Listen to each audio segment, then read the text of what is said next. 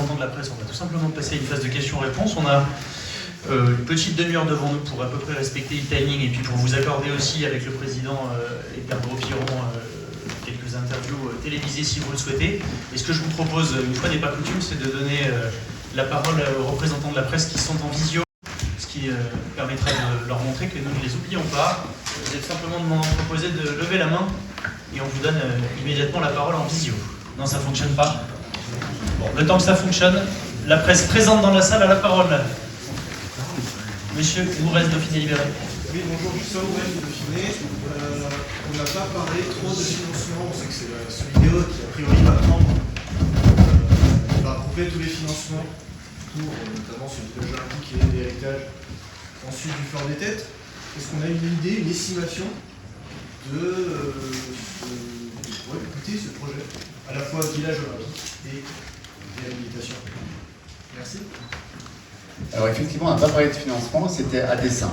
C'est pas évidemment pour cacher quoi que ce soit, c'est surtout pour ne pas mentir ou ne pas dire de choses prématurées. Pourquoi? Parce que vous voyez, on est sur un projet qui est éminemment complexe, avec beaucoup de travaux d'infrastructure et aussi beaucoup de réflexions à avoir sur ce qu'on peut y faire concrètement en termes de programmation. Et donc ça nécessite évidemment beaucoup de diagnostics, donc beaucoup d'études, études qu'on va évidemment mener ou poursuivre en tout cas le temps de la consultation, et ça nécessite surtout beaucoup de dialogue avec les opérateurs qui vont pouvoir répondre à la consultation. J'ai peut-être oublié de le dire, et pardonnez-moi, un des objectifs de la consultation, c'est évidemment d'affiner le programme et de voir ce que sont capables de faire des opérateurs immobiliers conformément au cahier des charges qu'on leur donne, mais c'est aussi dans quelles conditions économiques ils sont capables de faire. On le sait, en termes d'aménagement urbain, vous avez un équilibre. Un projet d'aménagement, c'est un projet qui génère des coûts et génère des recettes. Et évidemment, le sujet, c'est d'arriver à ce que les recettes viennent en compensation des coûts. Sur des projets de ce type-là, évidemment, ça sera au cœur de la discussion aussi avec les opérateurs. Donc, c'est la raison pour laquelle c'est très difficile aujourd'hui de pouvoir vous donner un chiffre. Ça serait un chiffre qui serait prématuré et erroné. Mais vous l'avez bien compris, il y a des dépenses et des recettes. Juste un nouveau, et derrière vous, juste après, on va peut-être prendre les deux questions en même temps. Il avait été évoqué en téléporté entre le Fleur des Têtes et le bâtiment, l'ancienne usine de la Chape. Là, j'ai l'impression que ça a été abandonné ou non, pas du tout. Dans le règlement de consultation, c'est quelque chose d'optionnel à la minute où on parle. Je vous confirme par contre qu'on a eu des discussions au sein de l'équipe municipale qui nous amènent à penser aujourd'hui qu'il faut qu'on étudie de manière très précise l'exploitation future d'un tel équipement. Donc à la minute où on parle, ce sujet n'est pas mis de côté, mais en tout cas il est optionnel en se disant qu'on sait qu'on a un accès routier, qu'on sait que ça fonctionne et en tout cas que la volonté de l'équipe municipale, ce n'est pas de faire un équipement qu'on ne saurait pas exploiter derrière. Donc de manière très prévenante, à la minute où on parle, on a mis dans la consultation cet aspect comme optionnel de la même manière pour que très concrètement les opérateurs nous livrent leur vision, à la fois économique, mais qu'ils nous livrent aussi la vision. On a une vision qui est celle de l'architecte programmiste qui pense que c'est une bonne idée que d'avoir cet ascenseur.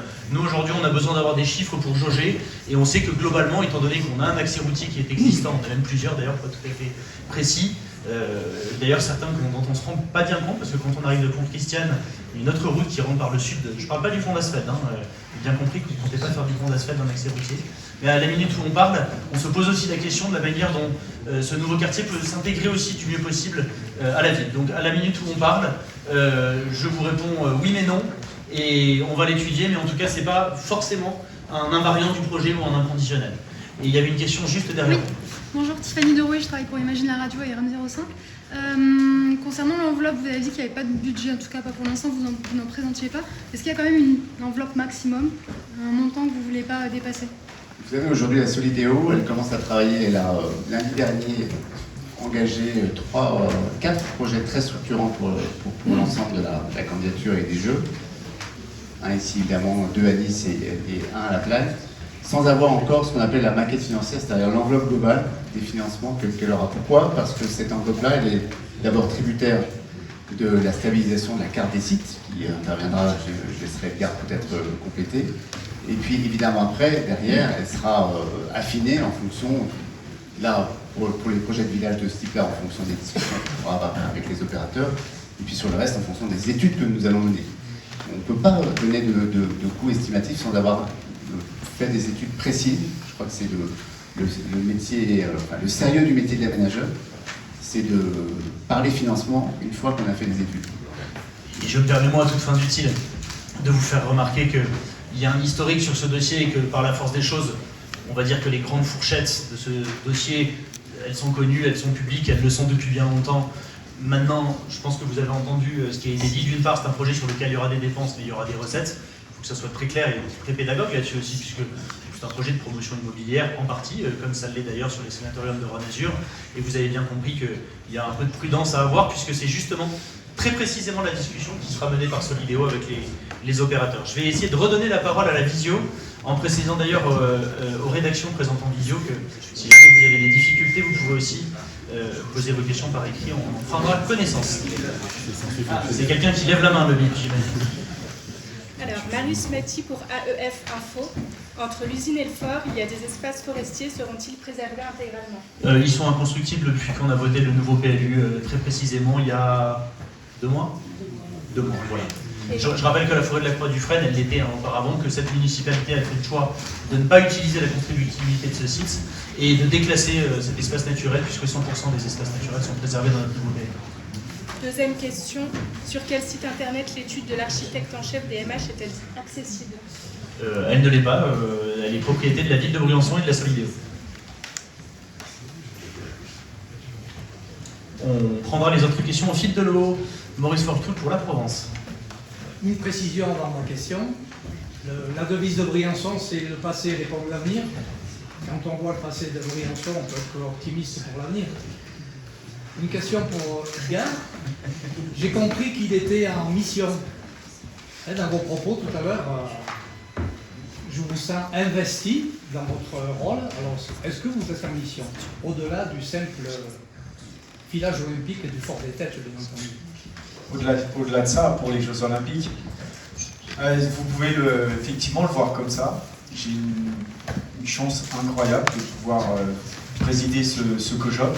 Et effectivement, pour moi, c'est un rôle très important qui me tient forcément beaucoup à cœur, puisqu'après avoir gagné les Jeux Olympiques, j'avais 22 ans, œuvrer ou contribuer à ramener les Jeux Olympiques en France, c'était pour la candidature d'Annecy 2018, malheureusement qui a échoué avant, échoué dans sa tentative, mais derrière, ça a permis aussi d'ouvrir la voie de Paris 2024. J'ai aussi travaillé au CIO, pour le CIO, en tant que membre d'une commission de coordination justement pour les Jeux d'hiver de 2018, ce qui m'a permis pendant 7 ans de voir la construction de ces Jeux qui ont eu lieu en Corée, à Pyeongchang, de me retrouver effectivement aujourd'hui dans ce rôle-là, fait partie finalement, est une pierre que je rajoute dans cette expérience olympique et qui sans doute sera la plus importante de toute ma vie. Donc ouais, effectivement, on peut le voir comme une mission et en tout cas, c'est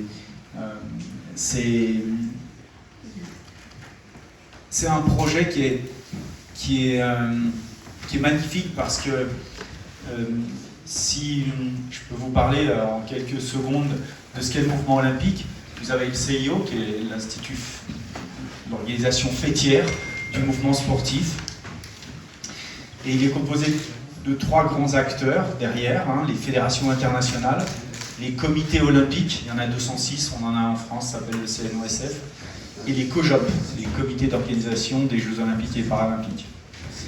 Il faut savoir que 90% des revenus du CIO qui remontent au CIO sont redistribués à ces 3 acteurs, les fédérations internationales pour organiser des compétitions, puis ça peut redescendre d'ailleurs jusque dans les fédérations nationales, pour faire vivre le sport.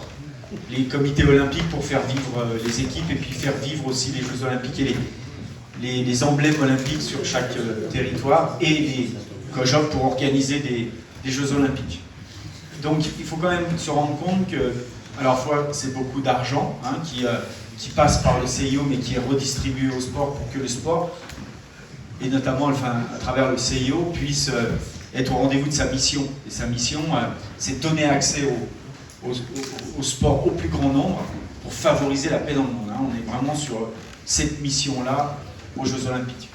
Et donc effectivement, quand on regarde bien les acteurs, s'il y a un acteur parmi les trois, et Fédération internationale, CNO et COSHOP, s'il y en a un qui peut être dans sa démarche innovant, s'il y en a un qui peut être parfois disruptif, s'il y en a un qui peut amener quelque chose qui change, et s'il y en a un qui met le plus en valeur les Jeux Olympiques et voire même l'olympisme dans toute sa dimension, ce sont les comités d'organisation aux Jeux Olympiques et Paralympiques. C'est donc nous, effectivement, qui avons, d'une certaine manière, la responsabilité et la possibilité de pouvoir faire évoluer les choses, pouvoir faire changer les choses. C'est pour ça que je vous disais, et je voulais insister tout à l'heure dans mon propos, que les Jeux s'inscrivent dans un territoire et dans une époque. Et qu'à partir du moment où les Jeux sont bien inscrits dans leur époque, à ce moment-là, ils peuvent apporter quelque chose. On parle beaucoup de Jeux d'hiver, et on en a parlé à midi avec Arnaud, on parle beaucoup de Jeux d'hiver, mais on parle aussi de la nécessité de faire évoluer ces Jeux d'hiver. On parle de la montagne dans toute sa diversité. Et je pense que les Jeux d'hiver sont quelque part un peu un tournant. On ne doit pas le rater. Et nous, en 2030, on a cette responsabilité de prendre et d'avoir la bonne trajectoire pour propulser ensuite ces Jeux d'hiver vers ce qu'ils seront en 2050 et au-delà. Et c'est en ça que je pense aussi être en mission.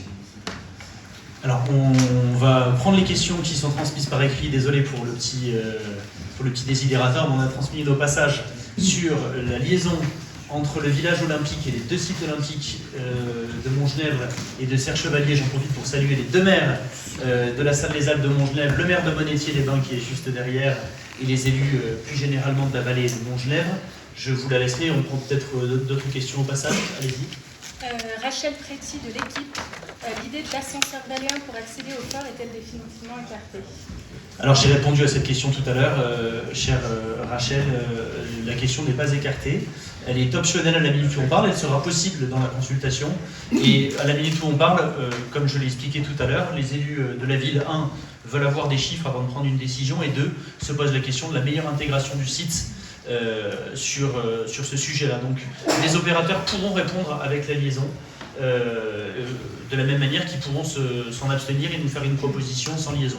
Je ne peux pas être plus clair tout en saluant l'ensemble de la rédaction de l'équipe. Et donc sur la question liaison avec les sites olympiques. En complément, puisque vous avez évoqué le sujet de l'ascenseur valéen, donc effectivement, un village olympique, il a vocation à être relié de manière optimale aux sites sportifs, donc les deux sites sportifs de la salle des Alpes et de Montgenèvre. Donc, ce qui va nécessiter des aménagements complémentaires portés majoritairement par la Solidéo, au premier rang duquel vous avez en cours d'étude le programme de réaménagement d'un pôle d'échange multimodal à Briançon pour venir aujourd'hui amener une nouvelle étape de multimodalité dans la vallée. Ce pôle d'échange multimodal sera un point de départ pour deux choses. D'une part, la liaison routière via la route nationale 94 et le col du Mont-Genèvre à destination du front-de-neige de Mont-Genèvre, qui fera l'objet d'un programme assez ambitieux de confortement, de modernisation du patrimoine routier et de sécurisation contre les aléas climatiques, les chutes de blocs et autres laves torrentielles. Et d'autre part, pour desservir la vallée de la Guisane, la Solidéo Alpes 2030 travaille actuellement à un projet de ligne olympique qui consiste de manière concrète à la création d'une troisième voie dédiée en phase pendant l'événement à la desserte des sites et au transport de la famille olympique au sens large, et en phase héritage, parce que c'est bien un projet pour la phase héritage plus que pour la phase olympique, à améliorer la mobilité dans la vallée de la Guisane avec une offre de transport en commun qui pourra ainsi être grandement améliorée par le projet. Il y a quelqu'un qui me fait remarquer que la vue du village olympique est sur une très belle commune. Je salue donc le maire de cette commune. Oui, on a parlé héritage patrimonial, logement, tout ça.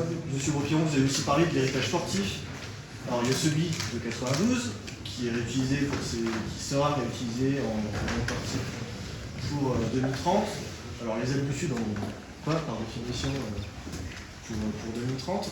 Mais quel va être l'héritage sportif laissé par les JO 2030 dans le Briançonnais, que ce soit à Montgenèvre ou à Serre-Chevalier? Je crois connaître la réponse, mais est-ce que par exemple le pipe restera? Est-ce que ce type d'équipement sportif sera aussi un héritage des Jeux?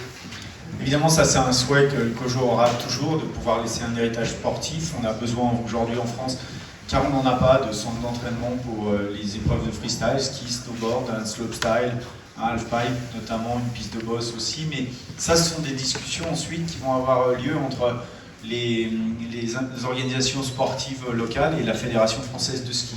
Ce qu'il faut que vous sachiez simplement, c'est que je travaille évidemment main dans la main avec la Fédération française de ski sur ces sujets-là, pour qu'ensuite elle voit, puisque au-delà des Jeux, c'est la fédération, ce sont les clubs locaux qui auront la charge de poursuivre et de faire vivre cet héritage-là, en organisant évidemment des compétitions, en y peut-être hébergeant des centres d'entraînement disponibles pour les athlètes. Donc effectivement, c'est un souhait.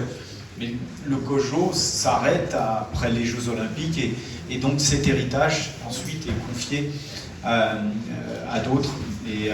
Mais les discussions qu'on mène en amont sont là pour justement faire en sorte qu'il y ait un héritage ensuite. Je pense que dans l'héritage, on laissera aussi ici une compétence dans l'organisation de grands événements sportifs. Et l'héritage, ça sera aussi peut-être de pouvoir organiser des épreuves de Coupe du Monde ou de Championnat du Monde dans ces sports-là, au-delà des Jeux Olympiques. Ce sont ça les héritages sportifs que l'on peut espérer après les Jeux.